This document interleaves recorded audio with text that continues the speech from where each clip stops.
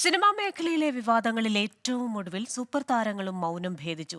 Hema committee റിപ്പോർട്ടിൽ കഴിഞ്ഞ ദിവസങ്ങളിലായി മമ്മൂട്ടിയും മോഹൻലാലും നിലപാട് വ്യക്തമാക്കിയെങ്കിലും ചോദ്യങ്ങൾ ഇനിയും ബാക്കിയാണ്. സിനിമാ മേഖലയിലെ പ്രതിസന്ധിക്കും അറുതിയില്ല.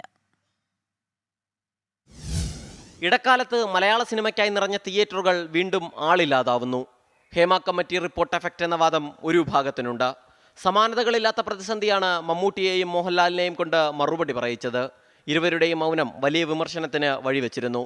ഹേമ കമ്മിറ്റി റിപ്പോർട്ടിനെ സ്വാഗതം ചെയ്ത ഇരുവരും പവർ ഗ്രൂപ്പിനെ പറ്റി കേട്ടിട്ടേയില്ല.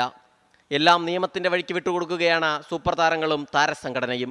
മലയാള സിനിമയിൽ ഇനിയെന്ത് എന്ന അനിശ്ചിതത്വം ബാക്കി. ഓണം റിലീസായി എത്തുന്ന സിനിമകളെ വിവാദം ബാധിക്കുമോ എന്നും നിർമ്മാതാക്കൾക്ക് ആശങ്കയുണ്ട്. സിനിമാ മേഖലയിൽ മാത്രമല്ല, അതിൻ്റെ ഭരണതലപ്പത്തെയും പ്രതിസന്ധി ഒടുങ്ങിയിട്ടില്ല. ചലച്ചിത്ര അക്കാദമി ചെയർമാൻ സ്ഥാനത്ത് നിന്ന് രഞ്ജിത്ത് രാജിവെച്ച ഒഴിവിൽ ഇതുവരെയും ആരെയും കണ്ടെത്തിയിട്ടില്ല.